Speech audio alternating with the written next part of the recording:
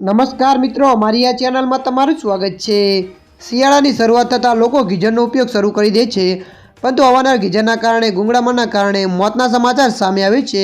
ત્યારે પાલનપુરથી આવો જ કિસ્સો સામે આવ્યો છે, જેમાં નાવા ગયેલી યુવતી 15 મિનિટ સુધી બહાર ન આવતા પરિવારજનોએ બાથરૂમનો દરવાજો તોડી જોયું તો યુવતી બેભાન અવસ્થામાં પડી હતી અને તેને તાત્કાલિક ખાનગી હોસ્પિટલમાં ખસેડવામાં આવી હતી, જ્યાં ડૉક્ટરે તેને મૃત જાહેર કરી હતી।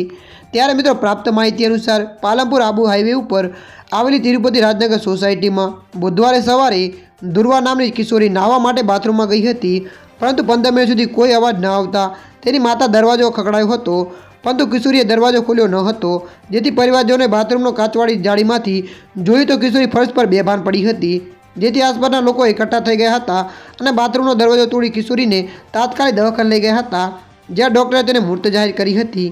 ત્યારે મિત્રો, હાલ માટે આટલું। મળીશું નવી અપડેટ સાથે। જો વિડીયો તમને પસંદ આવે, લાઇક, શેર અને સબસ્ક્રાઈબ કરી નાખજો। ધન્યવાદ।